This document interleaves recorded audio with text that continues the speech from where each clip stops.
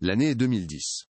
Sous la lumière crue d'une lampe de chantier, un plan d'architecte se déroule avec le bruit sec du vieux papier. Adrien Lambert, jeune ingénieur civil, sent l'odeur de la poussière et de l'encre séchée envahir ses narines. Ses doigts, habitués au contact du béton et de l'acier, suivent une ligne bleue sur le document jauni.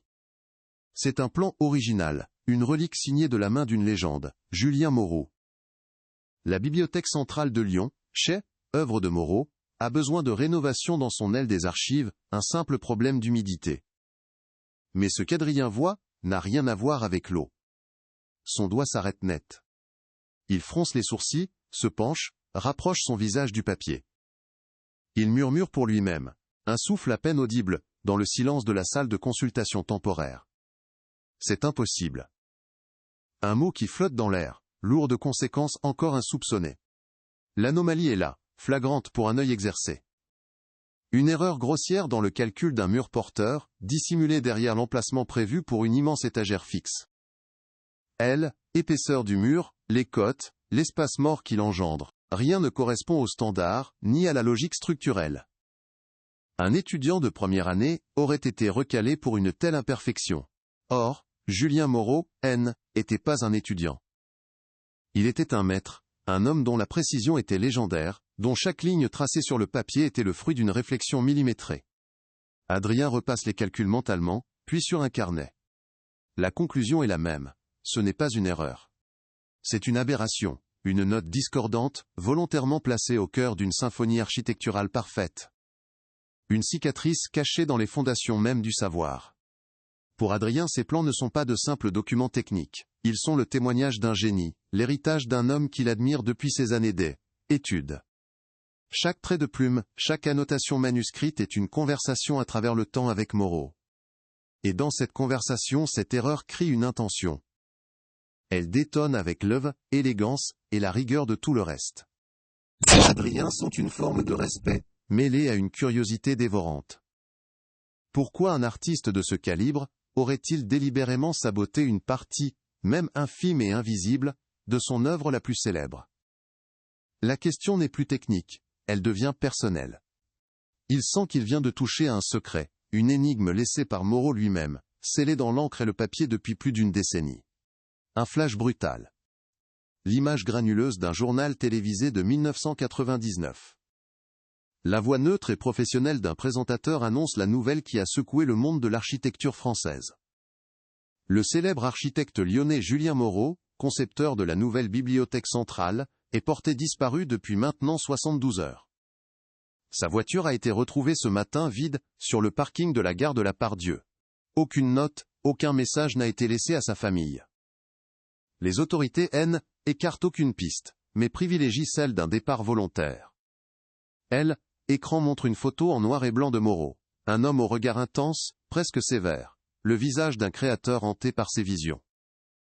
Un génie qui s'est évaporé dans la nature, laissant derrière lui une œuvre monumentale, et une famille brisée. La scène de l'époque était glaciale, empreinte d'un mystère banal et tragique. Une Peugeot 406 grise, couverte d'une fine pellicule de givre, garée sagement entre deux lignes blanches. À l'intérieur, rien. Les clés sur le contact, un journal plié sur le siège passager. Tout suggérait une décision soudaine. Un homme qui avait simplement marché jusqu'à un quai de gare pour prendre un train vers une autre vie. L'enquête avait piétiné, puis était éteinte, concluant à l'acte d'un homme surmené, peut-être en dépression après l'accomplissement du projet de sa vie. La ville avait fini par accepter cette version. L'architecte était parti. L'affaire était classée. Le silence avait recouvert le mystère. Comme la neige de cet hiver-là, avait recouvert les rues de Lyon, étouffant tous les bruits. Toutes les questions restaient sans réponse. Retour en 2010. La voix du journaliste de 1999 résonne encore dans la tête d'Adrien comme un écho lointain. Il fixe le plan, puis lève les yeux vers le mur de la pièce, comme s'il pouvait voir à travers le plâtre et les briques, jusqu'aux archives. Le génie disparu. L'erreur impossible. Pour la première fois, ces deux faits, autrefois distincts et sans rapport, se connectent dans son esprit, avec la force d'une évidence fulgurante. Le froid qu'il ressent n'est plus celui de la salle mal chauffée, mais un frisson, qui parcourt sa colonne vertébrale. Et si le départ de Moreau était pas une fuite? Et si la clé de sa disparition n'était pas dans un billet de train, mais ici même, caché à la vue de tous, dans les plans de son propre chaise sale, œuvre, l'ingénieur en lui crie de rester rationnel. Il est ici pour un diagnostic structurel, pour évaluer des fissures et des infiltrations. Son contrat est clair, son objectif simple. Signaler l'anomalie, la considérer comme un risque potentiel, recommander une expertise et passer à autre chose. C'est le chemin de la raison, le chemin professionnel. Mais une autre voie, plus profonde, plus intuitive, lui souffle que ce serait une lâcheté. Ignorer ce qu'il a sous les yeux serait comme profaner la œuvre de Moreau, trahir l'intention cachée derrière cette erreur. Il sent le poids d'une responsabilité qui le dépasse. Ce n'est plus une question de maçonnerie, mais de mémoire. Il ne peut pas simplement refermer le plan, et l'oublier. Énigme est posée, et il semble être le premier à l'avoir lu. Une pensée se cristallise dans son esprit, claire et tranchante comme du verre. Il y a des erreurs qu'on ne commet pas, on les laisse. Cette phrase s'impose à lui comme une vérité absolue. Moreau n'a pas commis d'erreur. Il a laissé un indice. Une signature, un testament silencieux, une bouteille à la mer jetée, non pas dans l'océan, mais dans les fondations de son propre bâtiment. Il a conçu une serrure, et l'a dissimulée dans un langage que seul un autre professionnel, un autre esprit logique et méticuleux, pourrait un jour déchiffrer. Et aujourd'hui, 11 ans plus tard, Adrien Lambert vient de trouver la clé. Le plan sur la table n'est plus un simple guide de construction. C'est une carte au trésor, ou peut-être, la carte d'une scène de crime. Adrien se redresse lentement. Sa décision est prise. Il ne peut plus reculer. Son regard se perd sur les lignes bleues, traçant une dernière fois le contour de l'espace mort, de ce vide injustifié au cœur du mur. Il n'est plus seulement question de rénover un bâtiment, mais de déterrer une vérité. Il ignore encore ce qui se cache derrière ce mur, ce que Moreau a voulu protéger ou dénoncer avec un tel stratagème. Mais une certitude s'ancre en lui, il doit voir. Il doit percer le béton pour comprendre l'encre. Il replie soigneusement le plan, non plus comme un simple outil de travail, mais comme la première pièce à conviction d'une enquête, qui n'a jamais officiellement commencé. Et il sait, avec une certitude absolue, que ce mur ne doit pas être seulement inspecté. Il doit être abattu. La main d'Adrien tremble légèrement en reposant le plan sur la table métallique. Le contact froid du métal semble remonter le long de son bras. Un frisson glacial qui n'a rien à voir avec la température de la pièce. Il vient de prendre une décision qui outrepasse largement son mandat d'ingénieur. Ce n'est plus une question de fissure ou d'humidité. C'est une question de vérité. Le silence de la salle de consultation est assourdissant. Chaque seconde qui s'y coule semble alourdir le poids du secret qu'il vient de déterrer. Le plan n'est plus une simple feuille de papier, c'est un testament, un message crypté laissé par un homme disparu.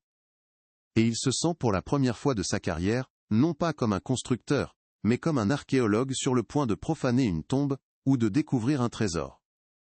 Son esprit cartésien, celui qui calcule la résistance des matériaux et la charge des poutres, se bat contre une intuition dévorante. Une partie de lui hurle de classer l'affaire, de rédiger un rapport technique mentionnant une incohérence structurelle, et de laisser les bureaucrates décider. C'est la voie de la sécurité, celle qui protège sa carrière, et le garde loin des ennuis. Mais une autre voix, plus profonde et plus insistante, lui murmure que ce serait une trahison. Trahir la mémoire de Julien Moreau, trahir la logique implacable de son génie, et surtout, se trahir lui-même. Ignorer cette erreur, c'est laisser un homme crier dans le vide pour éternité. Il ne peut pas. La curiosité est devenue une responsabilité, une obligation morale, qu'il ne peut plus ignorer. Il doit savoir ce qui se cache derrière ce mur. Avec un geste précis, presque chirurgical, Adrien sort son téléphone de sa poche. Le flash de l'appareil photo éclaire durement le papier jauni, capturant l'anomalie en haute résolution. C'est un acte de transgression. Il immortalise la preuve, la copie pour lui-même, créant ainsi son propre dossier secret. À cet instant, il cesse d'être un simple consultant externe. Il devient un enquêteur. Il sait que ce cliché numérique est son point de non-retour, la première pièce d'un puzzle qu'il s'engage à assembler. Il zoome sur l'image, sur les lignes bleues tracées par Moreau plus d'une décennie auparavant. Il ne voit plus des cotes et des mesures, mais les contours d'une absence, la forme d'un secret muré vivant dans la pierre, et le béton de la bibliothèque. Son esprit dérive vers l'aspect humain de la tragédie. Julien Moreau N. était pas qu'un nom dans les manuels d'architecture. C. était un mari, un père. Adrien se souvient vaguement des articles de Elle, Époque, de la photo de sa famille, de l'incompréhension et de la douleur. Il imagine une fille, peut-être de son âge maintenant, qui a grandi avec ce vide, avec cette question lancinante, pourquoi? Est-il parti volontairement? Lui est-il arrivé quelque chose? La version officielle d'un départ volontaire, d'un homme écrasé par son propre succès, lui semble soudainement creuse. Une explication trop simple pour un esprit aussi complexe que celui de Moreau. Et si la réponse à la douleur de cette famille se trouvait précisément là, dans cette erreur délibérée sur un plan d'archives? Poussé par une impulsion soudaine, il tape « Hélène Moreau » dans le moteur de recherche de son téléphone. Les résultats s'affichent, fragments d'une vie marquée par la disparition. Des articles anciens, quelques interviews où une jeune femme, le visage grave, refuse de croire à la thèse de l'abandon. Une fondation créée en l'honneur de son père. Elle n'a jamais abandonné. Elle a continué à chercher, à espérer. Adrien ressent une vague d'empathie puissante. Sa quête n'est plus seulement intellectuelle. Elle devient émotionnelle. Il ne s'agit plus de résoudre une énigme architecturale, mais de rendre justice à une mémoire et d'apporter, peut-être, une forme de paix à une fille qui attend depuis 11 ans. Il sent qu'il devra la contacter, mais pas maintenant, pas avant d'avoir quelque chose de concret. Mais cela, était que le début de ce qui allait suivre. Si cette histoire vous intrigue déjà, n'oubliez pas de liker, de vous abonner, et d'activer la cloche pour ne rien manquer de la suite de cette enquête captivante. Dites-nous dans les commentaires de quelle ville ou de quel pays vous nous regardez, nous adorons savoir jusqu'où nos histoires voyagent. Et surtout, posez-vous la question. Que feriez-vous à la place d'Adrien?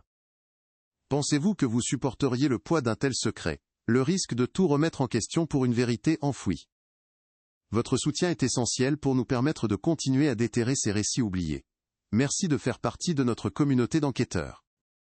Le défi immédiat est d'ordre pratique. Comment convaincre l'administration de la mairie, propriétaire du bâtiment, d'autoriser la démolition, même partielle, d'un mur porteur dans l'aile historique de la bibliothèque? Il ne peut pas leur parler de ses soupçons, de la disparition de Moreau, d'une intuition née de l'analyse d'un vieux plan. On le prendrait pour un fou, on lui retirerait le contrat sur le champ.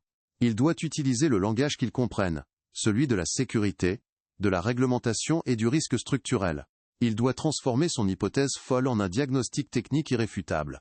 Il doit mentir par omission, enrobant son incroyable pressentiment dans le jargon froid et rassurant de l'ingénierie civile.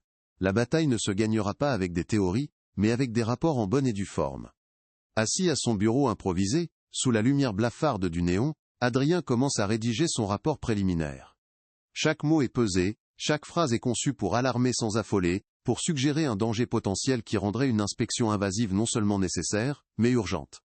Anomalie dans les plans d'origine, discordance entre les calculs de charge théorique et la structure apparente. Espace mort non justifié, pouvant dissimuler des faiblesses structurelles ou des matériaux non conformes. Recommandation d'une inspection par carottage, suivie d'une ouverture de contrôle. Il utilise la bureaucratie comme une arme, retournant le système contre lui-même, pour forcer l'ouverture du mur. Il se sent à la fois manipulateur et investi d'une mission juste. Un étrange mélange de culpabilité et de détermination.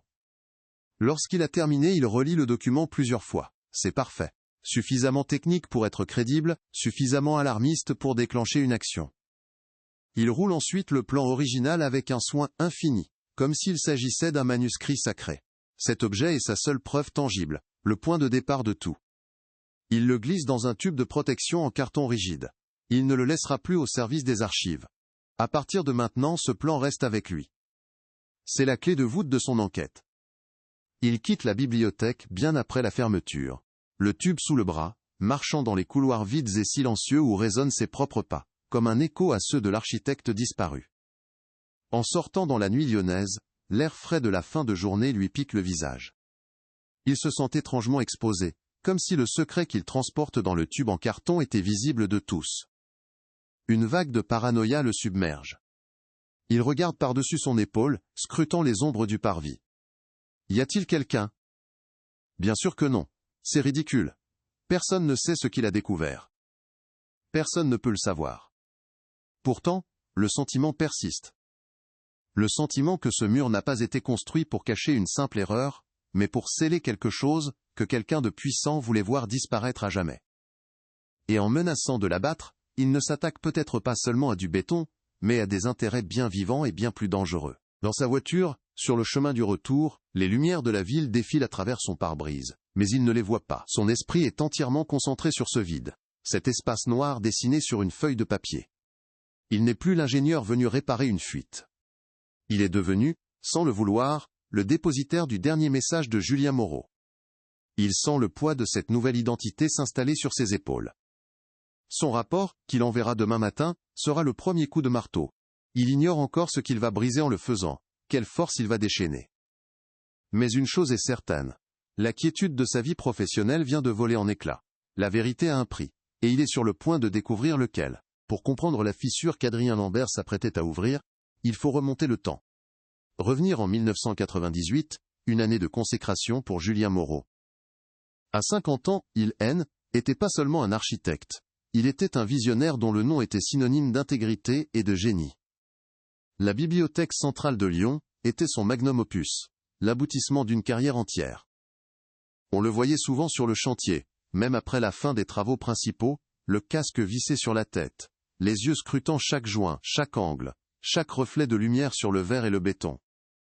Pour lui, un bâtiment n'était pas une simple structure, mais un organisme vivant, une symphonie dont il était le compositeur. Sa réputation reposait sur une obsession du détail, une précision quasi divine, qui rendait l'idée même d'une erreur de calcul dans ses plans, non seulement improbable, mais sacrilège. Dans l'ombre de ce géant se tenait Hélène, sa fille unique. En 1998, elle avait 23 ans, une jeune femme brillante, qui venait de terminer ses études de droit. Elle admirait son père d'un amour infini, mais vivait avec le sentiment constant de partager son attention avec ses créations. Leur conversation tournait souvent autour des contraintes des matériaux, de la pureté d'une ligne, ou de la complexité d'une voûte. Elle se souvient d'une soirée où, sur un coin de nappe en papier, il lui avait dessiné la structure de l'aile des archives, expliquant avec une passion fiévreuse comment il voulait que ce lieu soit, le coffre-fort de la mémoire lyonnaise. Était un père aimant mais distant, un homme dont l'esprit habitait déjà les couloirs de son chef-œuvre, laissant peu de place pour le reste du monde. Cette dévotion absolue, Hélène l'admirait autant qu'elle la redoutait.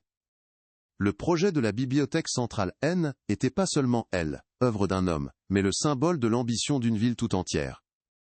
Porté par le maire de l'époque, Richard Dubois, un homme politique charismatique et influent, le bâtiment devait marquer l'entrée de Lyon dans le nouveau millénaire.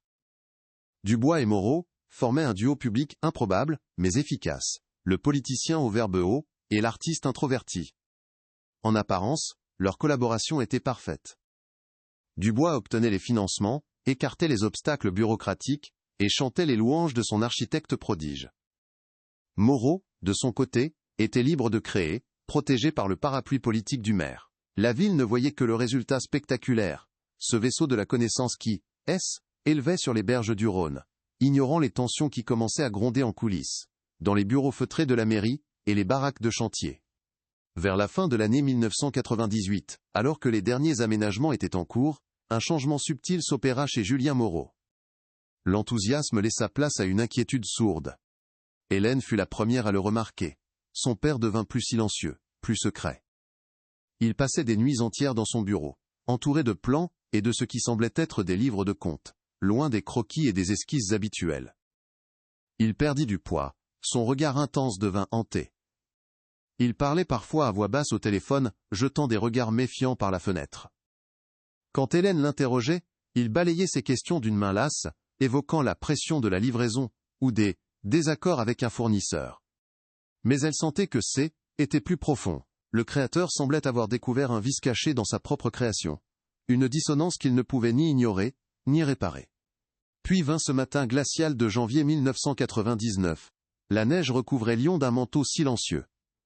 Julien Moreau quitta son domicile comme tous les jours, embrassant sa femme et sa fille, leur promettant de ne pas rentrer trop tard. Il n'est jamais rentré. L'alerte fut donnée le soir même.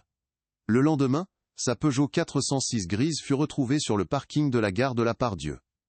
À l'intérieur, les clés étaient sur le contact, et un journal daté du jour était posé sur le siège passager. Aucune trace de lutte, aucune lettre d'adieu. Le scénario semblait limpide pour les enquêteurs. Celui d'un départ volontaire. un homme au sommet de sa gloire, peut-être victime d'un surmenage extrême ou d'une crise existentielle, qui avait décidé de tout quitter pour commencer une nouvelle vie, anonyme, loin du chef, œuvre qu'il avait peut-être consumée. Hélène n'a jamais cru un seul instant à cette version. Son père, l'homme qui vivait et respirait pour l'architecture, qui considérait l'abandon d'un projet comme la pire des faillites morales, n'aurait jamais abandonné sa famille de cette manière. Était une impossibilité psychologique, une négation de tout ce qu'il était. Pour elle, la voiture à la gare N était pas une preuve de fuite, mais une mise en scène, une fausse piste délibérément laissée pour clore l'affaire au plus vite. Pendant des années, elle a lutté, harcelant la police, engageant des détectives privés, cherchant la moindre faille dans le récit officiel. Mais elle s'est heurtée à un mur de silence et de compassion polie. Le monde avait accepté la mort symbolique de l'architecte, parti refaire sa vie. Hélène, elle, a commencé un long deuil impossible, celui d'une absence sans corps et sans explication. L'enquête officielle, menée à l'aile, époque par un jeune inspecteur du nom de Roche, fut étonnamment brève. Elle conclut rapidement à une disparition volontaire inquiétante, avant de être classée sans suite quelques mois plus tard. Roche, un homme aujourd'hui à la retraite, confiera bien plus tard qu'il avait toujours eu le sentiment que l'affaire était viciée. Des pistes évidentes n'avaient pas été explorées. Des interrogatoires importants, notamment dans l'entourage politique du maire Dubois, avaient été découragés par sa hiérarchie. On lui avait fait comprendre à demi-mot qu'il fallait privilégier la thèse la plus simple, celle qui ne ferait pas de vagues, et ne ternirait pas l'image du projet phare de la ville. L'affaire Moreau devint l'une des grandes frustrations de sa carrière, un dossier refermé avec le goût amer de la justice bâclée, un secret que la ville préférait oublier. Ainsi la vie reprit son cours. La Bibliothèque centrale de Lyon ouvrit ses portes au public et devint une institution respectée, son succès éclipsant le mystère de son créateur. Richard Dubois fut réélu triomphalement, son héritage architectural gravé dans le paysage urbain. Hélène Moreau devint une avocate réputée, consacrant son énergie à son travail, mais gardant au fond d'elle cette blessure ouverte, cette certitude que la vérité était ailleurs. Le temps passa, et l'histoire de Julien Moreau se transforma en une sorte de légende locale, une anecdote tragique que l'on racontait parfois aux nouveaux arrivants. Le secret, quel qu'il soit, semblait parfaitement scellé, endormi sous des couches de silence, de déni et d'oubli. Jusqu'à ce qu'11 ans plus tard, un simple problème d'humidité ne menace de faire s'effondrer bien plus qu'un mur. En 2010, Adrien Lambert incarnait l'image même du jeune ingénieur en pleine ascension. Méticuleux, passionné et profondément respectueux des maîtres qui l'avaient précédé, il considérait son métier moins comme une profession que comme une vocation. Son admiration pour Julien Moreau était quasi religieuse. Il avait étudié ses plans, ses écrits, sa philosophie de l'espace et de la matière, voyant en lui un modèle indépassable. Obtenir le contrat pour la rénovation de la Bibliothèque centrale de Lyon N n'était pas seulement une opportunité de carrière, était un pèlerinage. Il aborda la mission avec une rigueur presque dévote, s'immergeant dans les archives techniques, avec la ferveur d'un historien déchiffrant un manuscrit ancien. Sa vie était alors une équation simple, faite de calculs de charges, de diagnostics de matériaux, et d'une ambition claire. Il ne se doutait pas que son respect pour la précision allait le confronter à l'imprécision la plus délibérée et la plus lourde de sens de toute sa carrière. Au même moment, Hélène Moreau était devenue une avocate redoutable au barreau de Lyon, spécialisée dans le droit des affaires. Sa vie professionnelle était une forteresse de contrôle et de logique, un rempart érigé contre le chaos qui avait englouti son adolescence. Pour ses collègues, elle était une femme de fer, brillante, incisive, parfois distante. Personne ne soupçonnait la faille qui lézardait cette façade impeccable. Chaque anniversaire de la disparition de son père, chaque article de presse qui évoquait l'affaire classée, chaque regard posé sur la silhouette de la bibliothèque centrale, ravivait la blessure. Elle avait cessé de chercher activement, épuisée par des années de pistes sans issue et de fausses promesses. Mais elle n'avait jamais accepté. Elle vivait dans un entre-deux, un deuil impossible, où l'espoir et le désespoir menaient une guerre d'usure silencieuse dans son cœur, attendant un signe, une preuve, n'importe quoi, qui pourrait enfin donner un sens à l'absence. Loin de ses tourments, Richard Dubois coulait une retraite dorée dans sa villa sur les hauteurs de Fourvière, avec une vue imprenable sur la ville qu'il avait façonnée. Figure tutélaire de la politique lyonnaise, il était l'incarnation du succès et de la respectabilité. Ses mandats avaient été marqués par de grands projets, mais aucun N égalait en prestige la bibliothèque centrale, son joyau, le symbole tangible de son héritage. Il apparaissait encore lors de cérémonies officielles, le verbe facile, le sourire charmeur, recevant les hommages comme un dû. L'affaire Moreau, N, était pour lui qu'un lointain et triste souvenir, la note tragique qui avait assombri l'inauguration de son chef-d'œuvre. Il avait publiquement exprimé sa compassion pour la famille à époque, et personne n'avait jamais songé à remettre en question sa sincérité. L'homme public était intouchable, son passé soigneusement lissé, et présenté comme une success story sans ombre au tableau. Pendant ce temps, dans un pavillon de banlieue modeste, l'inspecteur à la retraite Daniel Roche passait ses journées à jardiner, et à lire des romans policiers, une ironie qui ne lui échappait pas. Mais dans son bureau, au fond d'une armoire métallique, reposait une boîte en carton portant l'hélique orale, étiquette « Moreau, J. disparition ». Elle contenait les copies de tous les rapports, les procès-verbaux d'audition, les photos de la Peugeot 406 vide. C. était la cicatrice de sa carrière, le dossier qui le hantait encore durant ses nuits d'insomnie. Il se souvenait de la pression subtile de sa hiérarchie, des suggestions de ne pas importuner des personnalités importantes, de l'empressement avec lequel l'affaire avait été orientée vers la thèse du départ volontaire. Roche avait obéi, jeune et soucieux de sa carrière, mais le doute ne l'avait jamais quitté. Il avait conservé ce double du dossier, un acte de défiance silencieux, attendant le jour où une nouvelle pièce viendrait prouver que son instinct ne l'avait pas trompé. La Bibliothèque centrale de Lyon, elle, se dressait comme un témoin impassible. Pour les Lyonnais, elle était plus qu'un bâtiment. C. était un sanctuaire de la connaissance. Un lieu de calme et de concentration où le temps semblait suspendu. Ces vastes salles de lecture, baignées d'une lumière naturelle savamment orchestrée par Moreau, accueillaient chaque jour des centaines d'étudiants et de chercheurs. Dans ces sous-sols, l'aile des archives historiques était un labyrinthe silencieux, un monde à part où l'odeur du vieux papier imprégnait l'air. C. était le cœur de la mémoire de la ville, un lieu conçu pour préserver la vérité à travers les âges. L'ironie était totale. Le bâtiment lui-même, symbole de transparence et de savoir accessible à tous, abritait en son sein le plus opaque des secrets. Il était à la fois le chef-œuvre de Julien Moreau, son mémorial involontaire, et, sans que personne ne le sache, la pièce à conviction la plus monumentale qui soit. Pendant 11 longues années, le secret était resté inviolé, protégé par une ingéniosité redoutable. Cette fausse erreur de calcul était si bien dissimulée dans la complexité des plans, l'espace mort si logiquement masqué par une étagère massive et fixe, que personne n'avait jamais eu de raison de s'interroger. Des équipes de maintenance étaient passées, des bibliothécaires avaient travaillé à quelques mètres de là, des lecteurs avaient consulté des ouvrages rares, ignorant tout de la cavité scellée dans le mur.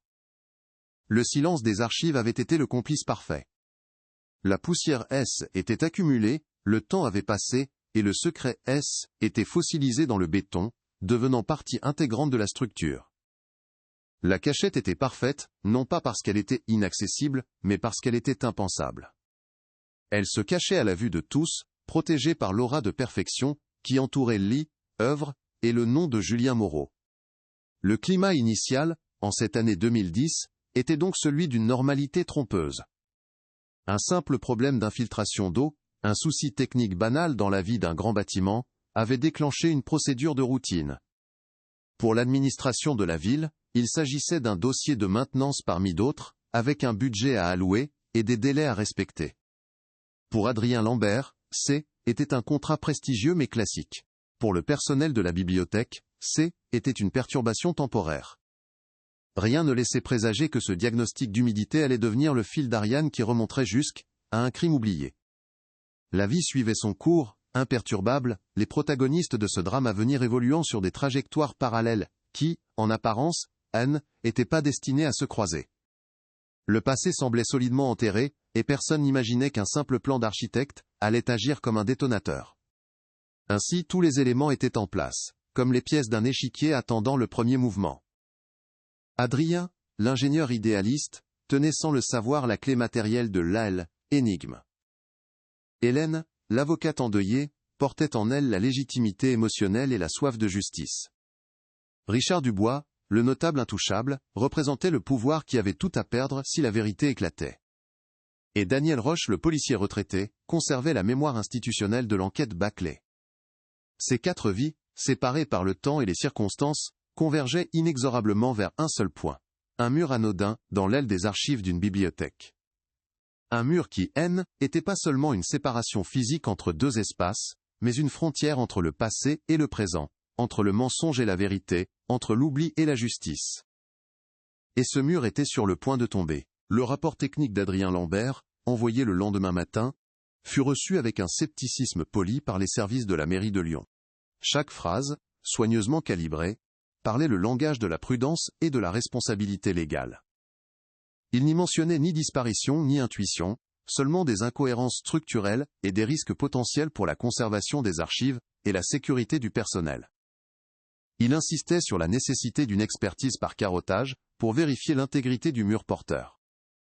La réponse tarda plusieurs jours, une éternité pour Adrien, qui sentait le poids du secret s'alourdir. Il fut convoqué à une réunion où des fonctionnaires au visage impassible écoutèrent ses arguments techniques, leur regard oscillant entre l'ennui et l'agacement. Pour eux, il était qu'un jeune ingénieur zélé, créant un problème coûteux là où il n'y avait qu'une simple infiltration à réparer. Adrien sentait leur résistance, un mur de bureaucratie aussi épais que celui qu'il voulait percer. Finalement, ce ne fut pas sa force de persuasion qui l'emporta, mais la peur panique de l'administration face au moindre risque juridique. Les mots sécurité et responsabilité dans son rapport avaient agi comme des talismans.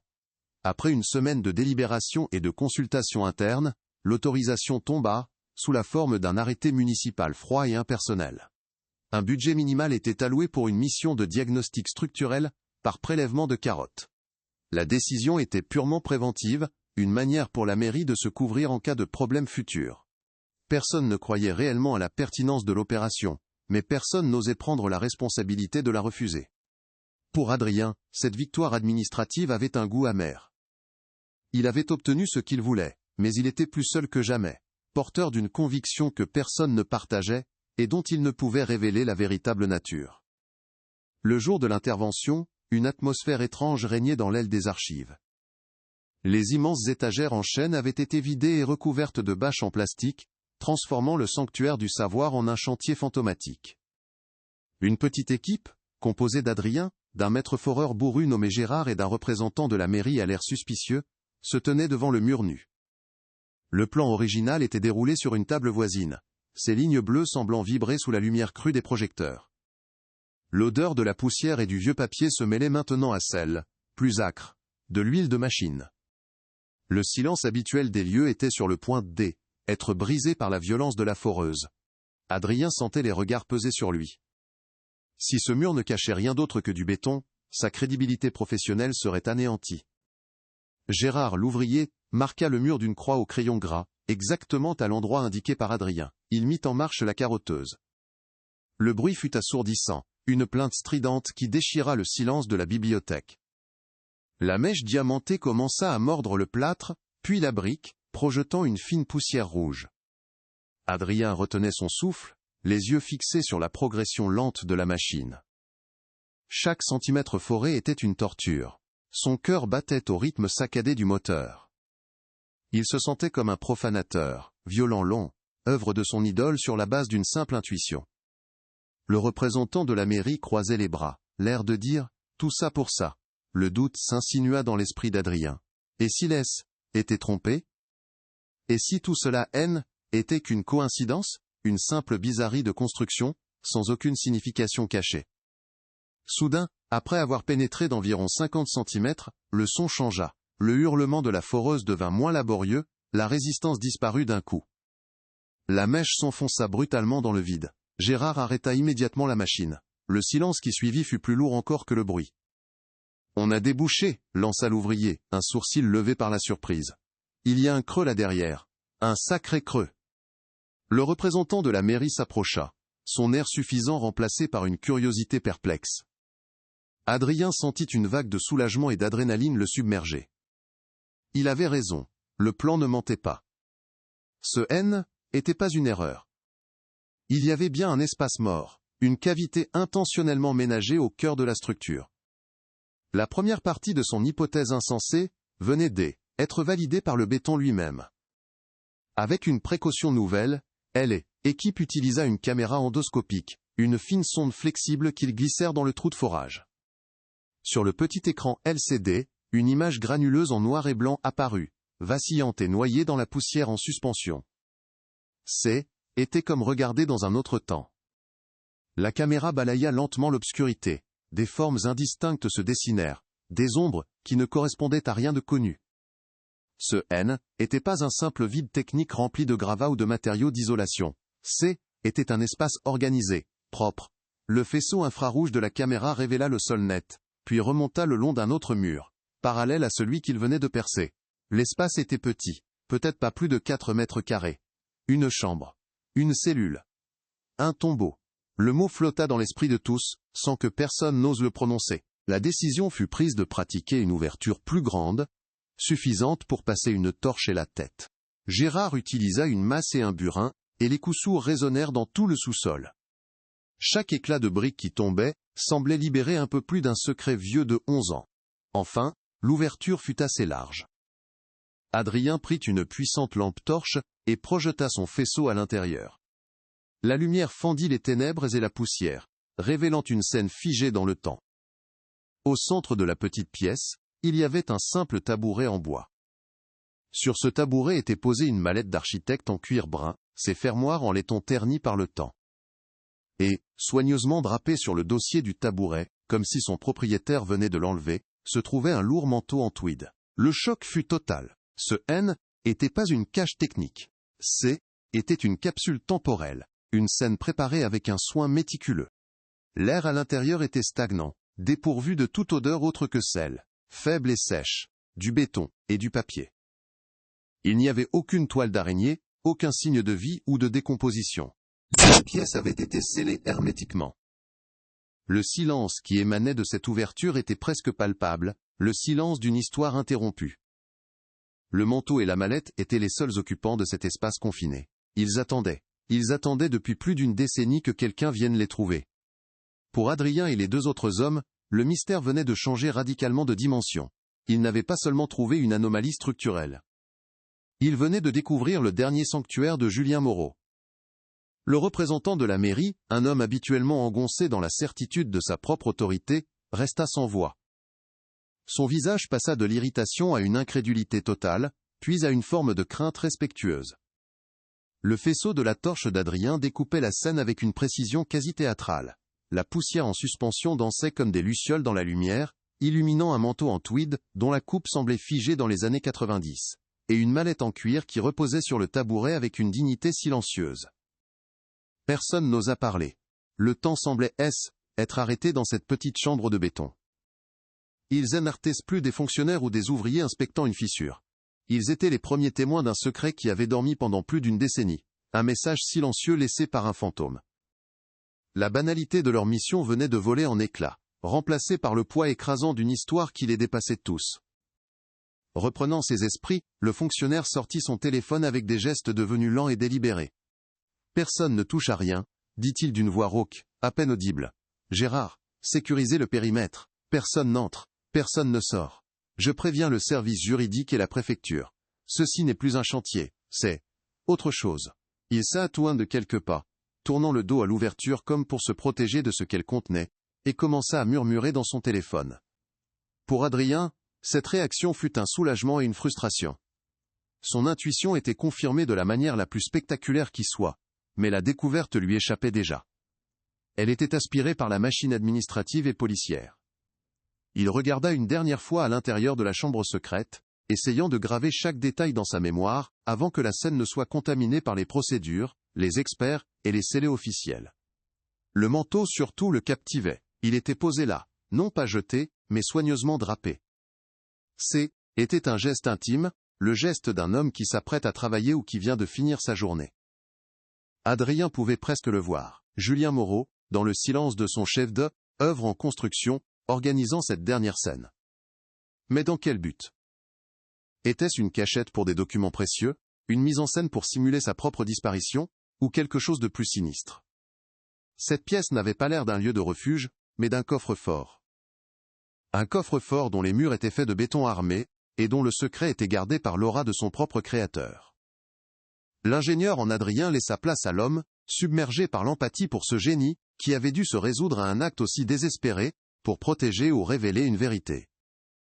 Moins d'une heure plus tard, l'aile des archives fourmillait d'une activité silencieuse et méthodique. Des policiers en uniforme avaient établi un périmètre de sécurité, déroulant du ruban bleu et blanc, qui semblait absurdement moderne dans ce décor de vieux livres et de chênes massifs. Elle, équipe de l'identité judiciaire, vêtue de combinaisons blanches, se déplaçait avec une précision chorégraphiée.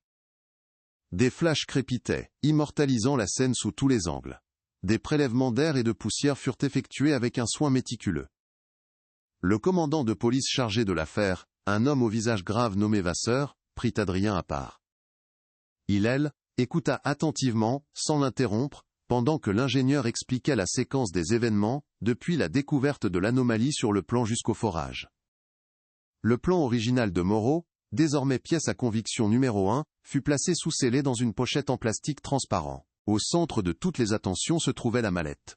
Un des techniciens de la police scientifique, ganté, la souleva avec une précaution infinie. Le cuir était rigide et froid au toucher, mais parfaitement conservé grâce à l'environnement sec et stable de la chambre scellée. Les fermoirs en laiton, bien que ternis, semblaient intacts.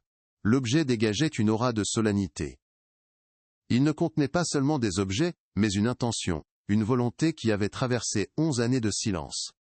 Le commandant Vasseur décida que la mallette ne serait pas ouverte sur place.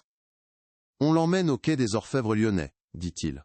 « Nous devons le faire dans des conditions contrôlées, et nous devons retrouver la fille de Monsieur Moreau. Si ce que nous pensons est vrai, elle doit être présente. » Le nom d'Hélène Moreau, murmuré pour la première fois par une autorité officielle, flotta dans l'air chargé de poussière et de suspense. Adrien sentit un nœud se serrer dans son estomac. La responsabilité de contacter Hélène lui revenait implicitement. Le commandant Vasseur lui avait demandé s'il pouvait le faire, pensant qu'une approche moins officielle serait peut-être moins brutale.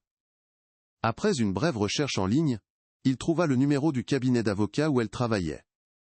Il s'isola dans un bureau vide, le cœur battant. Il composa le numéro, sa voix tremblant légèrement lorsqu'il demanda à parler à Maître Moreau. Quand elle prit l'appel, sa voix était professionnelle, nette, distante. Adrien peina à trouver ses mots. « Maître Moreau, pardonnez-moi de vous déranger. Je m'appelle Adrien Lambert, je suis ingénieur. Je travaille sur un chantier de rénovation à la Bibliothèque centrale. Nous avons trouvé quelque chose. Quelque chose qui semble avoir appartenu à votre père, Julien Moreau. » Un silence total s'installa à l'autre bout du fil, un abîme de 11 ans qui s'ouvrait soudainement. Le trajet jusqu'à l'hôtel de police fut surréaliste pour Adrien. Assis à l'arrière d'une voiture de police banalisée, il se sentait déconnecté de sa propre vie. Il y a 24 heures, son plus gros problème était un calcul de charge. Maintenant, il était le témoin clé dans la réouverture d'une des plus célèbres affaires non élucidées de Lyon. Quand il arriva, Hélène Moreau était déjà là, dans une salle d'attente aseptisée. Elle était grande, élégante, son visage pâle, mais parfaitement maîtrisé. Seuls ses yeux trahissaient la tempête de émotions qui devait faire rage en elle. Ils ne se dirent presque rien. Un simple hochement de tête, une reconnaissance mutuelle de la gravité du moment. Peu après, un homme plus âgé les rejoignit, présenté comme l'inspecteur à la retraite Daniel Roche, l'enquêteur originel du dossier, convoqué pour son expertise. Le passé et le présent étaient enfin réunis dans la même pièce. La mallette était posée sur une table en acier inoxydable, sous la lumière crue d'un néon. Elle semblait plus petite, plus vulnérable que dans la chambre secrète. Le commandant Vasseur, en présence d'Adrien, d'Hélène et de Roche, s'approcha. « Êtes-vous prête, maître Moreau ?» demanda-t-il doucement. Elle hocha la tête, les lèvres pincées, les mains serrées l'une contre l'autre. L'officier posa ses doigts gantés sur les deux fermoirs en laiton. Il y eut un double déclic métallique, un son sec et clair qui brisa le silence pesant de la pièce. Le son d'une serrure qui cède après 11 ans. Lentement, avec une tension presque insoutenable, il souleva le couvercle en cuir. L'odeur du vieux papier, de l'encre et du cuir confiné échappa, un parfum du passé libéré dans le présent. À l'intérieur, il n'y avait pas de plan d'architecte. Ce qu'ils trouvèrent allait changer la nature de l'enquête, pour toujours. À l'intérieur de la mallette, il n'y avait ni plan, ni croquis, ni aucun des outils de travail habituels d'un architecte. Sous les yeux stupéfaits d'Adrien, d'Hélène et de l'inspecteur Roche, reposait une collection méticuleusement organisée de documents qui n'avaient rien à faire dans un tel lieu.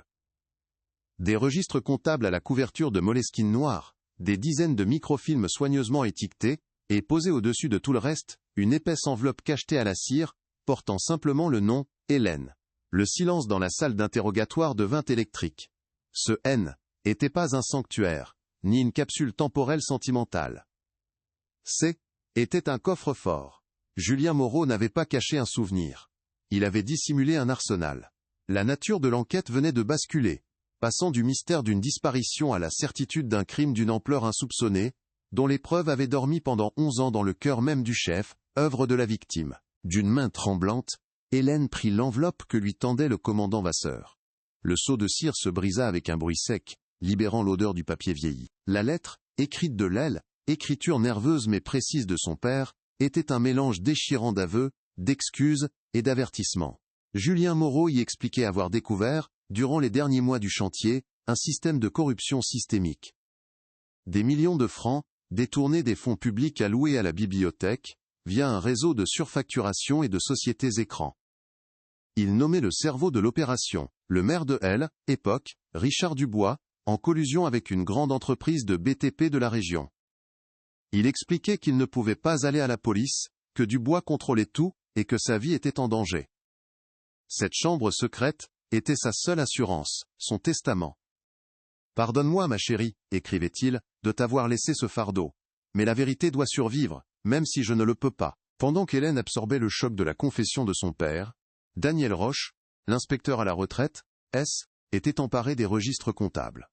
Ses doigts parcoururent les colonnes de chiffres, avec l'aisance d'un homme qui retrouvait un vieil adversaire. Un grognement de satisfaction et de colère mêlés échappa de sa gorge. « Je le savais, murmura-t-il, j'en étais sûr. » Il expliqua le mécanisme, d'une simplicité criminelle. Des matériaux de qualité inférieure facturés au prix fort, des contrats pour des travaux fictifs, des commissions occultes versées sur des comptes à Hallel, étrangers. Les microfilms, supposa-t-il, devaient contenir les preuves bancaires. Son enquête de 1999 avait effleuré cette piste, avant que sa hiérarchie ne lui ordonne de tout laisser tomber. Ce n'est pas seulement un politicien véreux, avertit-il en regardant Adrien et Hélène. Dubois est un homme qui a fait disparaître un homme pour protéger son secret. Ne sous-estimez jamais jusqu'où il ira pour que cette mallette retourne dans son tombeau. Loin de l'hôtel de police, dans sa somptueuse villa surplombant Lyon, Richard Dubois reçut un appel. La voix à l'autre bout du fil, celle d'un contact haut placé à la mairie, était nerveuse. On lui parla d'une découverte inattendue dans les archives de la bibliothèque, d'un mur abattu, d'une pièce non répertoriée, et de l'intervention de la police judiciaire. Dubois ne posa que peu de questions. Il n'en avait pas besoin. Un froid glacial envahit son corps, un sentiment qu'il n'avait pas ressenti depuis 11 ans. Après avoir raccroché, son visage, habituellement affable et souriant, se transforma en un masque de fureur contenue.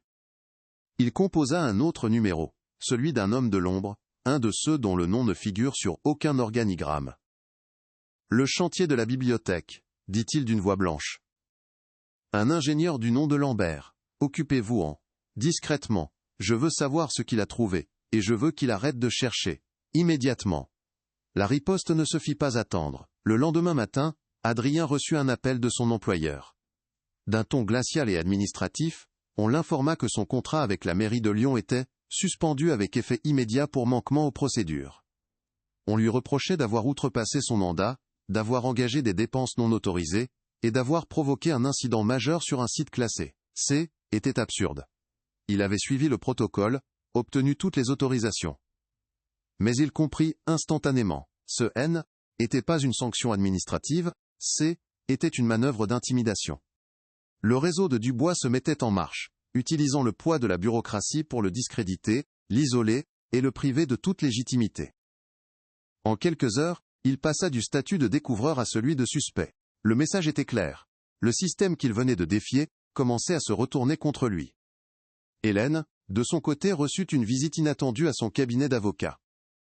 Un homme élégant, à la courtoisie glaciale, se présenta comme un conseiller juridique représentant les intérêts de plusieurs mécènes de la culture lyonnaise. Sans jamais mentionner Dubois, il parla longuement de l'héritage de Julien Moreau, de l'importance de préserver sa mémoire des scandales inutiles et des spéculations malveillantes. Il évoqua la fragilité psychologique connue de son père en fin de carrière, suggérant que les documents retrouvés étaient peut-être que le fruit d'un esprit paranoïaque. La conversation était un chef œuvre de menaces voilées, un avertissement de ne pas salir la réputation d'un homme qui était une icône pour la ville. Hélène, au lieu de cohérer, être intimidée, sentit une rage froide la gagner. Cette tentative de manipulation psychologique était la preuve ultime que son père avait dit la vérité. Ils avaient peur. Terriblement peur. Le soir même, le trio se réunit dans le modeste pavillon de Daniel Roche. L'atmosphère était lourde. Ils étaient désormais des parias. Isolés et ciblés. Roche étala une carte de Lyon sur sa table de salle à manger, mais ce N était pas une carte de la ville, était une carte du pouvoir. Il pointa des noms dans la police, la justice, les médias, tous des hommes et des femmes redevables à Richard Dubois. Allez voir la police ou le procureur maintenant, expliqua-t-il, reviendrait à livrer les preuves au loup. Ils enterreront l'affaire une seconde fois. Et nous avec. Ils comprirent qu'ils ne menaient plus une enquête, mais une véritable guérilla. Ils devaient opérer dans l'ombre, vérifier chaque information, ne faire confiance à personne en dehors de leur cercle restreint. Le poids de la mallette en cuir, posée au centre de la table, semblait avoir décuplé. Elle ne contenait plus seulement la vérité, mais aussi leur seule chance de survie. Leur seule option était de court-circuiter le système. Roche avait un nom en tête. Une journaliste d'investigation au journal Le Monde, réputée pour son intégrité et sa haine des puissants. Une femme qu'il avait autrefois aidée sur une affaire, et en qui il avait une confiance relative. Mais pour la contacter, il leur fallait plus que des registres comptables. Il leur fallait le contenu des microfilms. Était la preuve irréfutable, les copies des documents originaux que Moreau avait dû photographier en secret. La question était de savoir comment les développer sans éveiller les soupçons. Les laboratoires modernes étaient tous numériques et traçables. Il leur fallait trouver un artisan à l'ancienne, un dinosaure de l'argentique qui travaillerait sans poser de questions.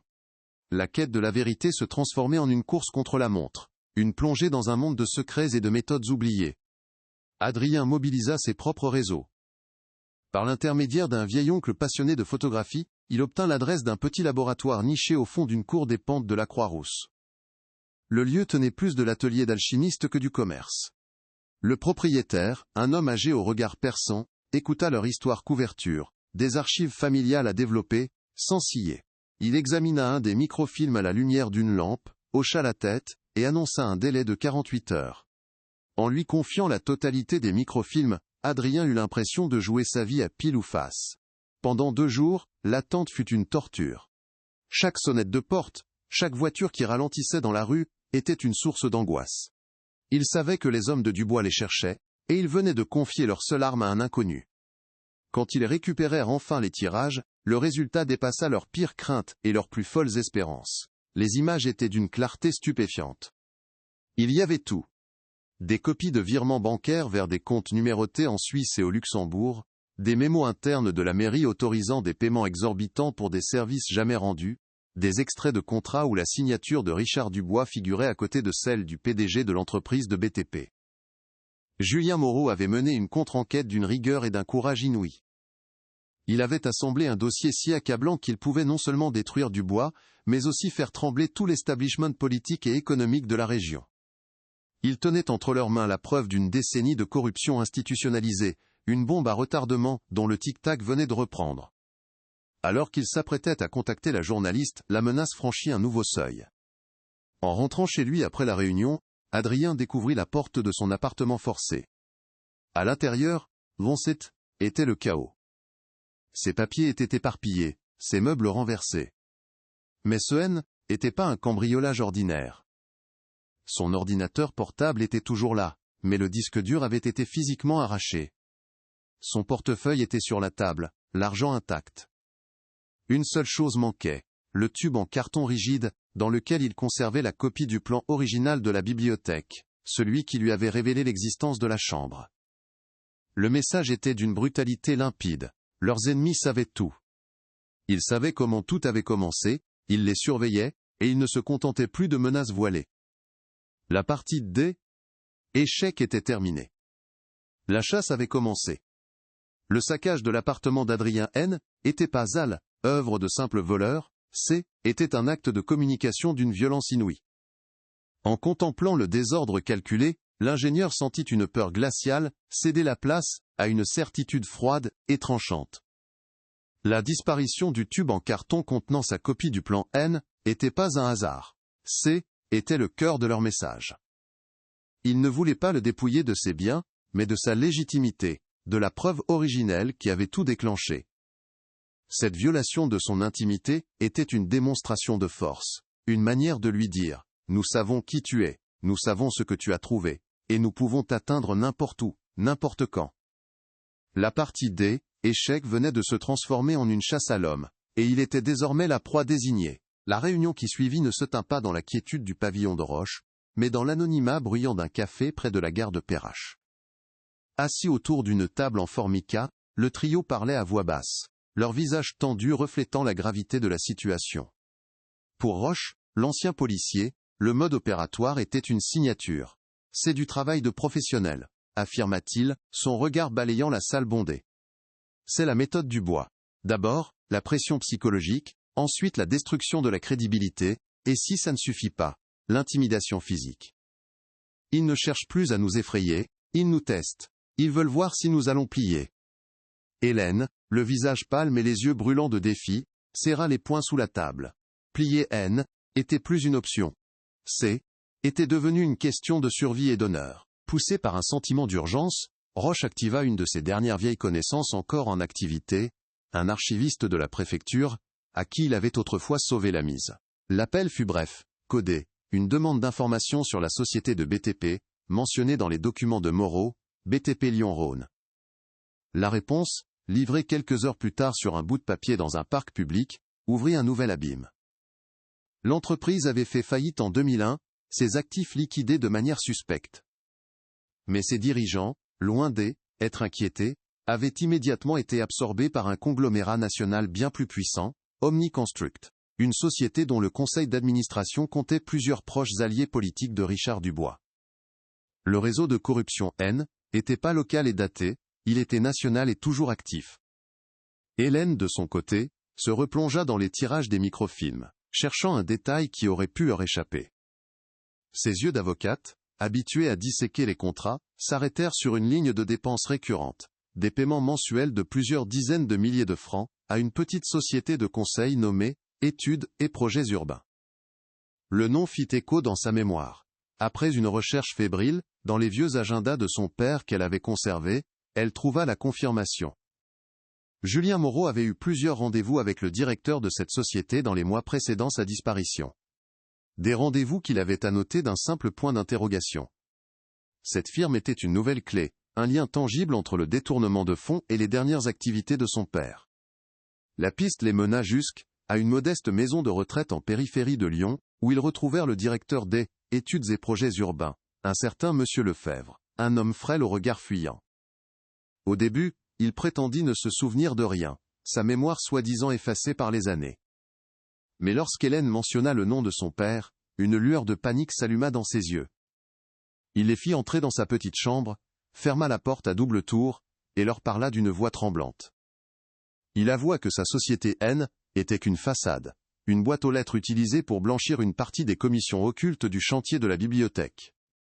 Il avait été contraint d'obéir, menacé par des vômes en costume sombre, qui lui avaient fait comprendre que sa famille ne serait pas en sécurité s'il parlait. Lefebvre leur raconta la dernière rencontre avec Julien Moreau. L'architecte avait tout découvert et était venu le confronter, non pas pour le menacer, mais pour chercher de l'aide, pour trouver un autre témoin. Il était terrifié, mais déterminé, murmura Lefebvre. Après son départ, j'ai reçu un appel. On m'a dit de l'oublier. Puis il ajouta le détail qui glaça le sang d'Adrien et d'Hélène. Quelques semaines après la disparition de Moreau, un jeune auditeur de la mairie qui avait commencé à poser des questions sur les comptes du chantier, était mort dans un accident de la route. Sa voiture avait fait une sortie de route, inexpliquée sur une petite départementale. Il n'y a pas d'accident, conclut le vieil homme, les larmes aux yeux, seulement des silences bien organisés. Pendant ce temps, la contre-offensive de Richard Dubois se déployait sur le front public. Un article paru dans un grand quotidien régional, signé par un journaliste connu pour sa complaisance envers l'ancien maire, commença le travail de sape. Le papier remettait en question les conclusions de l'expertise à la bibliothèque, citant des sources proches du dossier, qui évoquaient un jeune ingénieur en quête de publicité, et des procédures de sécurité douteuses. L'article ne mentionnait pas la chambre secrète, mais il sapait la crédibilité d'Adrien, le peignant comme un amateur irresponsable. C était la première salve, conçue pour discréditer par avance toute révélation future. Le système se mettait en branle pour protéger l'un des siens. transformant la victime potentielle en coupable. La pression monta encore d'un cran, visant directement Hélène. Le bâtonnier de l'ordre des avocats la convoqua pour un entretien informel. Avec une bienveillance paternelle empoisonnée, il lui parla de la réputation du barreau de Lyon, de l'importance de la discrétion, et de la nécessité de ne pas mélanger affaires personnelles et professionnelles. Il fit allusion à des plaintes anonymes concernant son comportement, des rumeurs qui pourraient nuire à sa carrière. Le message, bien que non explicite, était d'une clarté brutale. Si elle persistait dans sa quête, l'institution qui constituait toute sa vie professionnelle se retournerait contre elle. Elle, Eto se resserrait, cherchant à les isoler, à les briser en les attaquant sur tous les fronts, le public, le professionnel et le personnel. Acculés, ils comprirent qu'ils ne pouvaient plus attendre. Leurs ennemis étaient trop puissants, leur réseau trop étendu. Ils ne gagneraient pas cette guerre en restant dans l'ombre. Roche prit alors la décision la plus risquée de toutes. Il composa le numéro d'une journaliste d'investigation du Monde, Isabelle Durand, une femme réputée pour son indépendance féroce et son acharnement. Il lui avait fourni une information cruciale des années auparavant, et elle lui était redevable. Au téléphone, il ne lui donna aucun détail, se contentant de dire « J'ai l'affaire qui définira votre carrière. Mais si vous venez, vous entrez dans une guerre. Il n'y aura pas de retour en arrière. » Après un long silence, la voix de la journaliste répondit, sèche et directe, « Où et quand ?»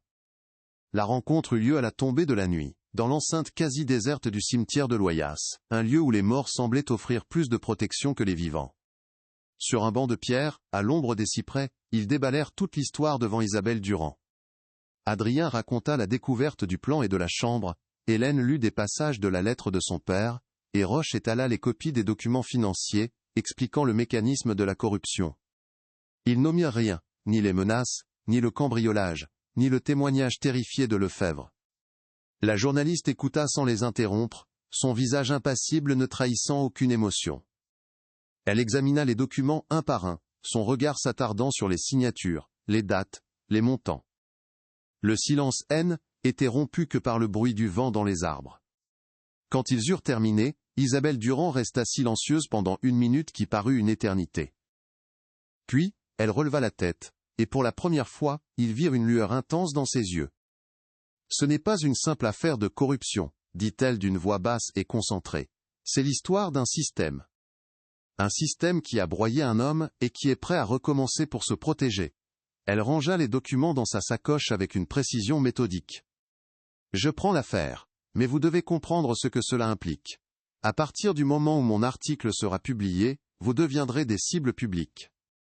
Dubois et ses alliés déchaîneront l'enfer. Votre vie ne sera plus jamais la même. Êtes-vous prêt pour ça ?» La question flotta dans l'air froid du crépuscule, un dernier seuil à franchir avant le chaos. Leur réponse fut unanime, un oui silencieux mais chargé de la détermination de ceux qui n'ont plus rien à perdre. Pour Adrien, c'était la conclusion logique de sa quête de vérité. Pour Roche, l'opportunité de corriger échec de sa carrière. Mais pour Hélène, était bien plus. Était l'acte final d'une promesse faite à un fantôme, l'instant où elle reprenait le flambeau de son père, pour achever son combat. Dans la pénombre du cimetière, le pacte fut scellé. Ils confièrent à Isabelle Durand des copies de toutes les preuves, gardant les originaux en lieu sûr. La journaliste les quitta avec un simple avertissement. Coupez vos téléphones. Soyez injoignables pendant les prochaines 48 heures.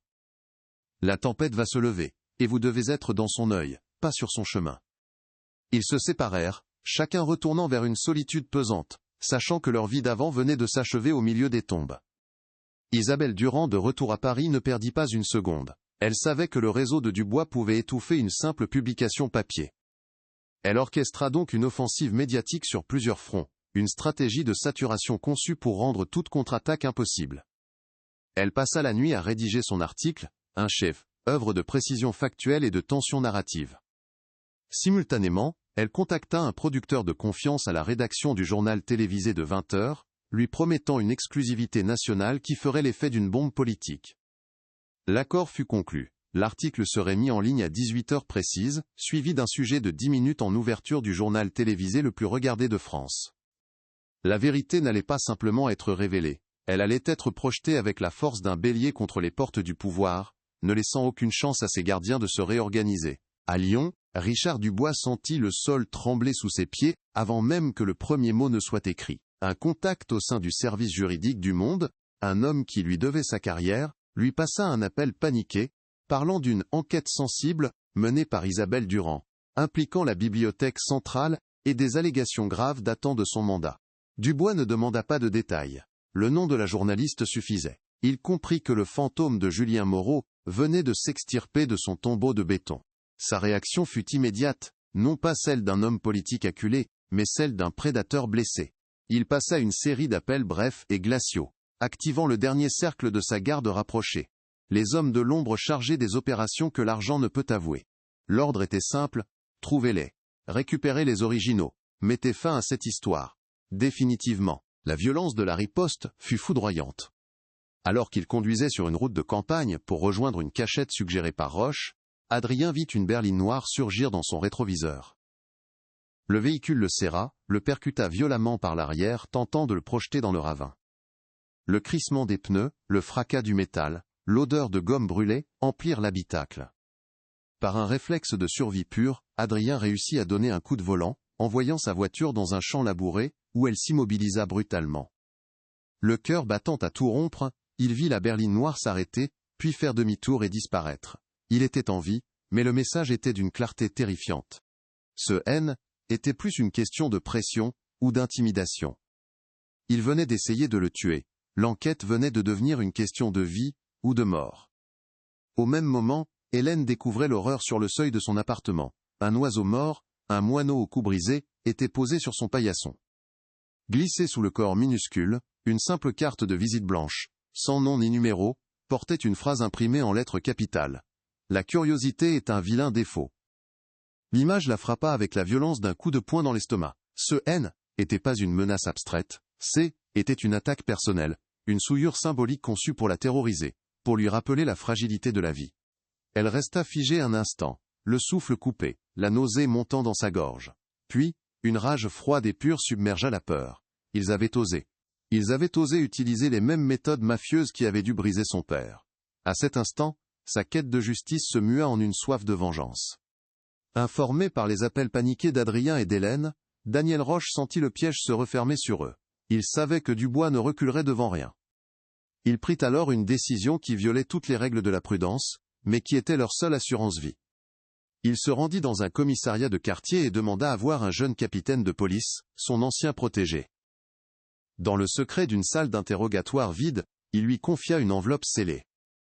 Si dans les prochaines 24 heures il arrive quoi que ce soit à Adrien Lambert ou à Hélène Moreau, dit-il d'une voix grave, ouvre cette enveloppe et donne-la au procureur le plus intègre que tu connaisses. Elle contient assez de matière pour faire tomber des têtes jusqu'au sommet de lait des ailes. État, c'est notre police d'assurance. Fais en sorte qu'elle n'ait pas à servir. À 18 heures précises, la bombe explosa. Le site du Monde afficha en un titre qui fit l'effet d'un coup de tonnerre. Le secret de la Bibliothèque de Lyon. Comment l'architecte Julien Moreau a été éliminé pour avoir découvert un système de corruption des États. L'article d'Isabelle Durand était un modèle de journalisme d'investigation, implacable et méticuleux.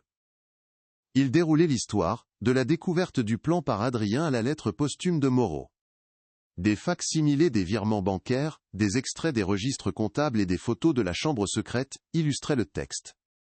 En quelques minutes, l'article fut partagé des dizaines de milliers de fois. Le nom de Richard Dubois devint le sujet le plus discuté sur les réseaux sociaux. Le secret, si longtemps gardé par des murs de béton et de silence, était désormais exposé à la lumière crue et impitoyable du monde entier. La réaction du public fut une déferlante d'indignation et de stupeur. L'histoire possédait tous les ingrédients d'une tragédie moderne, le génie trahi, la fille courageuse, le politicien véreux, le secret caché à la vue de tous. Les standards des chaînes d'information en continu furent submergés d'appels. Des citoyens commencèrent à se rassembler spontanément devant la Bibliothèque centrale, y déposant des fleurs en hommage à Julien Moreau. L'affaire N était plus un simple dossier judiciaire, elle devenait un symbole de la lutte contre la corruption, une fable sur la vérité qui finit toujours par émerger. Richard Dubois, qui avait bâti sa carrière sur son image d'homme du peuple, voyait cette même opinion publique, qu'il avait si longtemps manipulée, se retourner contre lui avec une violence inouïe. Dans sa villa, Richard Dubois regarda, impuissant, son monde s'effondrer en direct à la télévision. Le présentateur du journal de 20 heures, le visage grave, lisait des extraits de la lettre de Moreau, sa voix résonnant comme un verdict. Le téléphone de Dubois sonnait sans discontinuer. Ce N était plus ses complices, mais les ténors de son propre parti politique, qu'il appelait pour lui signifier sa mise à l'aile, écart, des avocats qui se dédisaient, d'anciens amis qui ne le connaissaient plus. Il était devenu un paria en l'espace d'une heure. Isolé dans son luxe, entouré d'Olon, œuvre d'art achetée avec l'argent du crime, il comprit la portée de l'ingéniosité de Moreau. L'architecte ne l'avait pas seulement dénoncé, il l'avait jugé et condamné, utilisant le temps comme son bourreau et son propre chédé, œuvre comme tribunal. Dans une chambre d'hôtel anonyme, Hélène, Adrien et Roche regardaient le même journal, serrés les uns contre les autres. Quand la photo de son père apparut à Auriel, écran, pleine de vie et d'intensité, Hélène ne put retenir ses larmes. Mais pour la première fois en 11 ans, ce N n'était pas des larmes de deuil incertain, mais des larmes de libération. Le monde entier entendait enfin la vérité qu'elle avait portée seule pendant si longtemps. Son père N n'était pas un lâche qui avait fui, mais un héros qui, savant, était sacrifié. Adrien posa une main sur son épaule, un geste de soutien silencieux. Il avait commencé cette aventure par curiosité intellectuelle, il la terminait au cœur d'un drame humain qui l'avait transformé à jamais. La vérité avait un prix, mais ce soir-là, en voyant la paix commencer à s'installer sur le visage d'Hélène, il sut que ce prix valait la peine d'être payé. L'impact médiatique brisa le mur du silence. Depuis sa maison de retraite, M. Lefebvre, l'ancien propriétaire de la société Écran, regarda le reportage, le corps secoué de tremblements. Voyant que le secret était éventé et craignant d'être le seul à payer, il prit le téléphone et appela le numéro vert affiché à Swell, Écran par la chaîne d'information. D'une voix brisée, il confirma chaque détail de l'article, acceptant de devenir le témoin clé de l'accusation. Son témoignage, celui d'un acteur direct du système de corruption, apporta la pièce manquante au puzzle, le lien humain qui transformait les documents en une preuve irréfutable. La digue de la peur venait de céder, et le flot de la vérité commençait à tout emporter sur son passage. La révélation la plus terrible et la plus décisive vint d'un endroit inattendu. Un ancien grutier, aujourd'hui à la retraite, contacta le journal après avoir vu le reportage. Il se souvenait d'une nuit de janvier 1999, sur un autre chantier de la ville, celui d'un nouveau complexe universitaire également attribué à BTP Lyon-Rhône. Il avait vu une berline noire arriver tard dans la nuit, près d'une section où des fondations venaient d'être coulées. 2 hommes en costume en avaient fait descendre un troisième, qui semblait mal en point. Il avait cru à une altercation d'ivrogne, et n'y avait plus pensé. Mais la photo de Julien Moreau à la télévision avait ravivé ce souvenir enfoui. L'implication était monstrueuse. Moreau n'avait pas disparu. Il avait été assassiné et son corps scellé dans le béton, faisant de lui, de la plus macabre des manières, une partie intégrante et éternelle de l'architecture de la ville qu'il aimait. L'aube se leva sur une ville en état de choc. Devant la villa de Richard Dubois, les camions de télévision formaient un siège médiatique. Bientôt, ils furent rejoints par des voitures de police aux gyrophares silencieux. Poussé par la pression publique et armé des nouveaux témoignages, le procureur de la République avait signé un mandat d'amener. Lorsque Dubois sortit, encadré par 2 policiers, son visage n'exprimait plus la fureur, mais une arrogance vide et défaite. De l'autre côté de la rue, Aileen Seitey, écart de la foule, se tenait Hélène. Leurs regards se croisèrent. Dans ce silence, tout fut dit, la reconnaissance du vaincu, la dignité retrouvée de la victime, la fin d'une injustice qui avait duré 11 ans. Il n'y eut pas de cri, pas de confrontation, juste le poids écrasant d'une vérité qui, comme un bâtiment bien conçu, avait résisté à Rollel, épreuve du temps. Le procès de Richard Dubois et de ses complices fut l'affaire de la décennie en France, un spectacle judiciaire qui disséqua avec une précision chirurgicale les entrailles d'un système politique corrompu. Chaque jour, la salle d'audience de la cour d'assises de Lyon était comble, les caméras du monde entier braquées sur le visage de l'ancien maire. Impassible, arrogant, Dubois nia tout en bloc, se présentant comme la victime d'une cabale orchestrée par des esprits revanchards. Il peignait Julien Moreau comme un homme instable, un génie dépressif dont les accusations étaient que le fruit d'une paranoïa délirante. Sa défense était un mur de déni, aussi solide en apparence que celui que Moreau avait conçu pour le briser. Mais les fissures commencèrent rapidement à apparaître, une à une, sous le poids implacable des preuves. Le témoignage de M. Lefebvre fut le premier coup de bélier. Le vieil homme, tremblant mais résolu, raconta en détail le mécanisme des surfacturations, le circuit du blanchiment d'argent, et les menaces qu'il avait subies. Il décrivit sa dernière conversation avec Julien Moreau, un homme acculé, mais non vaincu, qui lui avait parlé de sa fille comme de sa seule raison de se battre. Puis, il raconta l'appel reçu après la disparition de l'architecte, une voix glaciale lui ordonnant de se taire sous peine de « conséquences regrettables ».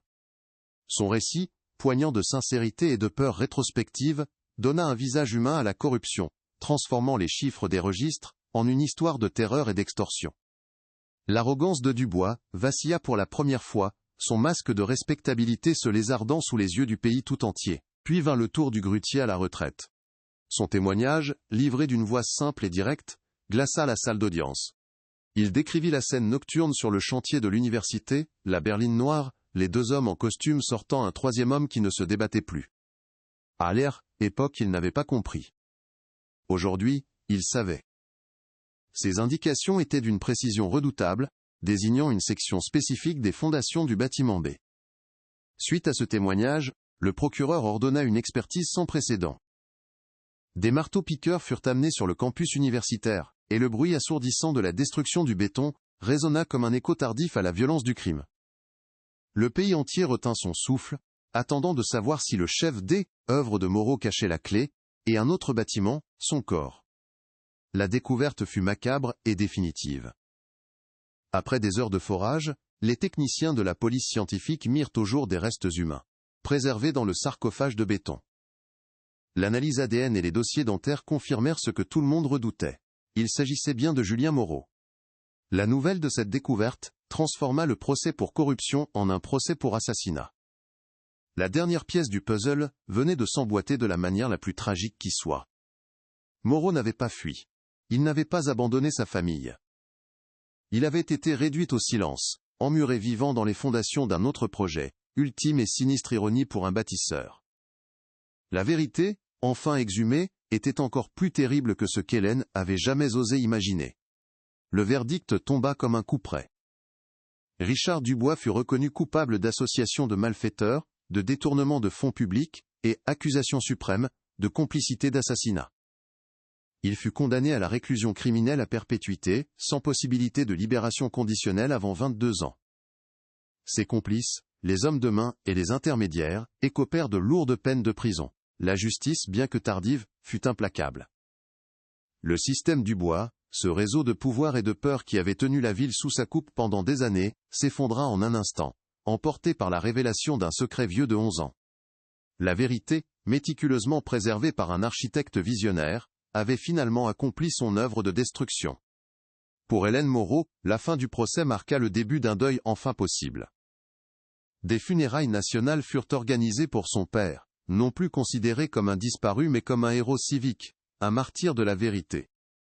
Des milliers de Lyonnais, ainsi que des architectes venus du monde entier, se rassemblèrent devant la bibliothèque centrale, pour lui rendre un dernier hommage.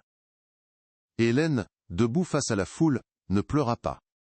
Elle sentait une paix étrange et profonde l'envahir. La justice avait été rendue, l'honneur de son père était lavé. Le vide laissé par son absence ne serait jamais comblé, mais il était désormais rempli par la certitude de son courage, et l'immensité de son sacrifice. Hélène était plus la fille d'un homme qui avait fui, mais la fille d'un homme qui avait bâti l'éternité. Adrien Lambert, quant à lui, ne put jamais vraiment retourner à sa vie d'avant. Salué par la presse comme celui qui avait trouvé la clé, il fut blanchi de toutes les accusations professionnelles, et reçut de nombreuses offres d'emploi prestigieuses. Cependant, l'expérience l'avait profondément changé. Le monde des calculs de charges et des diagnostics de matériaux lui semblait désormais fade, dénué de sens. Il avait vu comment une structure pouvait dissimuler non seulement des faiblesses physiques, mais aussi des vérités morales. Il décida de réorienter sa carrière, créant un cabinet d'expertise spécialisé dans la pathologie des bâtiments, se consacrant à la recherche de vices cachés et de fraude à la construction. Il était devenu, à sa manière, un gardien des secrets que les murs pouvaient renfermer. Daniel Roche, l'inspecteur à la retraite, devint une célébrité locale, l'incarnation du policier tenace, dont l'instinct ne l'avait jamais trompé. Réhabilité publiquement, il fut consulté par les écoles de police, pour raconter l'affaire Moreau, un cadet, école sur la persévérance et les dangers de l'ingérence politique dans le travail judiciaire. Pour lui, la résolution de cette affaire fut la véritable conclusion de sa carrière. Le dossier qu'il avait gardé pendant plus d'une décennie dans sa boîte en carton N, était plus une source de frustration, mais un symbole de victoire. Il pouvait enfin profiter de son jardin, l'esprit en paix, sachant que le fantôme qui le hantait avait finalement trouvé le repos, et lui, avec. Le scandale provoqua un séisme politique à Lyon, et bien au-delà. Une commission d'enquête parlementaire fut créée, mettant au jour l'étendue du réseau de corruption d'Omniconstruct et de ses liens avec le monde politique. Plusieurs têtes tombèrent, des carrières furent brisées, et une nouvelle législation sur la transparence des marchés publics fut votée en urgence. La ville de Lyon, humiliée mais assainie, dut entreprendre un long travail d'introspection. Le nom de Richard Dubois, autrefois gravé sur des plaques inaugurales, fut systématiquement effacé, symbole d'une ère que la ville voulait à tout prix oublier. L'affaire Moreau devint un catalyseur, forçant une génération entière à réexaminer les liens dangereux entre le pouvoir, l'argent et le béton. La Bibliothèque centrale de Lyon, elle, acquit un nouveau statut. LN était plus seulement un chef-œuvre architectural, mais un monument à la mémoire de son créateur et un symbole de la résilience de la vérité. L'aile des archives fut réaménagée, mais la petite chambre secrète fut préservée. Protégée par une simple paroi de verre, elle fut laissée telle qu'elle, avec une plaque expliquant son histoire. Elle devint un lieu de recueillement, un mémorial rappelant que le plus grand savoir que peut abriter une bibliothèque est parfois celui qui est caché, attendant d'être découvert. Le bâtiment, conçu pour être le coffre-fort de la mémoire lyonnaise, était devenu, de la plus poignante des manières, le gardien de la mémoire de son propre père. Les objets retrouvés dans la mallette furent remis à Hélène. Les registres comptables et les microfilms furent versés aux archives judiciaires, mais la lettre de son père lui fut rendue. Elle la garda précieusement, la relisant souvent. Les mots de son père, autrefois un avertissement et un fardeau, étaient devenus une source de réconfort et de fierté. Il lui avait légué non pas un mystère, mais une arme. Non pas une absence, mais une mission. En accomplissant cette mission, elle avait non seulement résolu le crime, mais elle avait aussi compris la véritable nature de l'amour de son père. Un amour si profond qu'il avait transcendé la mort pour lui livrer la vérité. 1 an après le verdict, Hélène retourna seule dans la chambre secrète. Le manteau en tweed de son père y avait été replacé, drapé sur le tabouret, exactement comme Adrien l'avait découvert. Elle posa sa main sur la paroi de verre, sentant le froid de la séparation, mais aussi la chaleur d'une présence indéfectible. Elle comprit alors la véritable nature du génie de Julien Moreau. Il n'avait pas seulement conçu un bâtiment, il avait orchestré une justice posthume, utilisant son propre art comme instrument. Il avait transformé sa plus grande création en son unique témoin, un témoin de béton et de silence, qui ne pouvait ni être intimidé, ni être corrompu. L'erreur sur le plan, cette anomalie qui avait tout déclenché, fut finalement comprise pour ce qu'elle était réellement, le calcul le plus parfait de la carrière de Julien Moreau. Ce N n'était pas un calcul de résistance des matériaux ou de charges structurelles, mais un calcul sur la nature humaine, sur la curiosité, sur la probabilité qu'un jour, un autre esprit méticuleux remarquerait la dissonance et refuserait de l'ignorer. Était un acte de foi dans l'intelligence et l'intégrité de ceux qui viendraient après lui. En fin de compte, la plus grande leçon laissée par l'architecte ne se trouvait pas dans la majesté de ses lignes, ou la pureté de ses volumes, mais dans cette imperfection délibérée, un testament silencieux prouvant qu'une vérité bien construite, tout comme un bâtiment bien conçu, peut résister à tout, même à elle. Épreuve du temps. L'histoire de Julien Moreau, telle une cathédrale de patience et de courage, venait de trouver sa clé de voûte. La vérité, méticuleusement emmurée pendant 11 longues années, était enfin déversée sur la ville, non comme une inondation destructrice, mais comme une pluie purificatrice. Ce N était plus seulement l'histoire d'un crime, mais la démonstration éclatante qu'un homme seul, armé de son seul génie, pouvait concevoir une justice posthume plus solide que le béton armé. L'architecte n'avait pas simplement laissé un indice, il avait bâti un tribunal, une scène de crime, et une salle d'épreuve au cœur même de son chef-d'œuvre. Il avait transformé sa plus grande création en son unique témoin, un gardien de pierre et de silence, qui, contrairement aux hommes, ne pouvait ni mentir, ni être corrompu, ni oublié. La bibliothèque N était plus seulement un lieu de savoir, mais le monument d'une vérité rendue immortelle. Pour Hélène Moreau, la résolution de l'énigme fut une renaissance. Le poids écrasant d'un deuil incertain, qui avait teinté chaque jour de sa vie d'une nuance de gris, se dissipa enfin, remplacé par la lumière crue, mais apaisante de la certitude. Son père N n'était pas l'homme brisé qui avait fui ses responsabilités, mais un héros tragique qui avait orchestré sa propre vengeance depuis l'au-delà. Chaque article de journal, chaque hommage rendu à sa mémoire, chaque pierre de la bibliothèque semblait désormais lui murmurer la confirmation de son courage. Elle n'avait pas seulement retrouvé la vérité sur sa mort, mais aussi le sens profond de sa vie. En reprenant le flambeau de son combat, elle avait tissé le dernier fil de leur relation, un lien indéfectible de fierté et d'amour, qui transcendait la mort et le temps, achevant l'Aile, œuvre que son père avait commencée pour elle. Adrien Lambert, l'ingénieur qui parlait le langage des structures, apprit à lire entre les lignes du béton. Cette affaire le dépouilla de ses certitudes techniques, pour lui offrir une compréhension plus profonde, presque philosophique, de son métier. Un mur N était plus une simple contrainte de charge, mais une frontière potentielle entre le visible et le caché, entre l'oubli et la mémoire. Il quitta le monde prévisible des grands chantiers pour fonder son propre cabinet d'expertise, se spécialisant dans la recherche de vices cachés et de fraudes structurelles.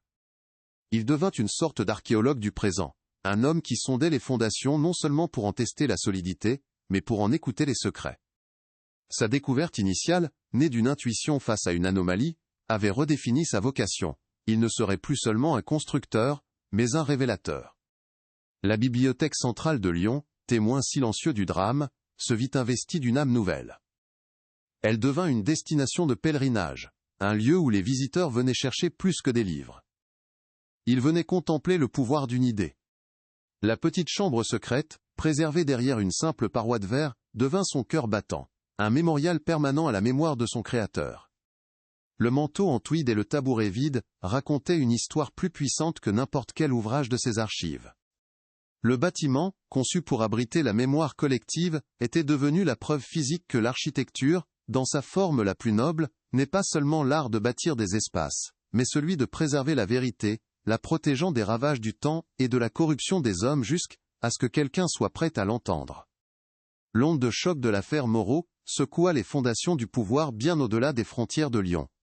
Le procès mit à nu un système de corruption endémique, qui força une prise de conscience nationale. Une nouvelle législation, surnommée par la presse la loi Moreau, fut promulguée pour renforcer la transparence et le contrôle des marchés publics de construction, imposant des audits indépendants sur tous les grands projets d'infrastructure. Le nom de Richard Dubois devint synonyme de trahison politique, un épouvantail brandi pour rappeler aux générations futures que le pouvoir sans éthique mène inévitablement à la ruine. L'héritage involontaire de Julien Moreau fut donc double. Un chef d'œuvre architecturale admiré de tous, et un rempart législatif protégeant la cité contre les démons qu'il avait combattus jusqu'à la mort. Finalement, l'erreur sur le plan fut reconnue pour ce qu'elle était. Non pas une faille, mais le calcul le plus brillant et le plus audacieux de la carrière de Julien Moreau. Ce N n'était pas une équation de résistance des matériaux, mais un pari sur l'intelligence humaine, une bouteille à la mer jetée dans un océan de béton. Moreau avait eu foi qu'un jour, un autre esprit logique, un autre passionné de la précision, remarquerait cette note discordante dans sa symphonie parfaite. Il avait conçu une serrure intellectuelle, certain que quelqu'un, quelque part, finirait par trouver la clé. Cet acte de foi posthume dans la curiosité et l'intégrité de ses successeurs fut sa véritable victoire, une démonstration que l'ingéniosité humaine, lorsqu'elle est mise au service de la vérité, peut concevoir des mécanismes de justice que même la mort ne peut enrayer. Le temps a passé, la ville de Lyon a continué de grandir, de se transformer, mais le souvenir de cette affaire reste gravé dans sa conscience collective. L'histoire de Julien Moreau est devenue une légende moderne, un récit que l'on se transmet pour rappeler que même les secrets les mieux enfouis finissent toujours par refaire surface, surtout lorsqu'ils sont scellés dans la pierre. Son héritage nous enseigne qu'un homme peut disparaître, mais que ses idées, ses principes et son courage peuvent rester, inscrits dans les murs d'un bâtiment, attendant patiemment leur heure. Il a prouvé que la quête de la vérité est le plus grand des chantiers, un ouvrage qui demande de la rigueur, de la patience, et la conviction inébranlable que la lumière finit toujours par percer les ténèbres les plus épaisses. Et ce ne fut que le début d'une prise de conscience beaucoup plus large. L'affaire Moreau a ouvert les yeux du public sur le fait que nos villes, nos bâtiments, les structures même de notre quotidien, sont des livres d'histoire dont de nombreuses pages restent à déchiffrer. Combien d'autres murs cachent des secrets? Combien d'autres plans contiennent des erreurs qui n'en sont pas? Si cette quête de vérité vous a passionné, n'oubliez pas de vous abonner et d'activer les notifications, car de nombreuses autres enquêtes vous attendent. Dites-nous en commentaire si vous pensez que de tels secrets peuvent encore exister aujourd'hui. Votre soutien nous est indispensable pour continuer à donner une voix à ceux que l'on a tenté de réduire au silence. Car au fond, l'architecture la plus pérenne n'est pas celle qui défie les intempéries ou les tremblements de terre, mais celle qui est conçue pour abriter la vérité. Et une vérité, une fois qu'elle a été bâtie, avec une telle précision, avec un tel courage, ne peut plus jamais être démolie. Elle devient une fondation sur laquelle l'avenir peut se reconstruire, plus juste et plus solide.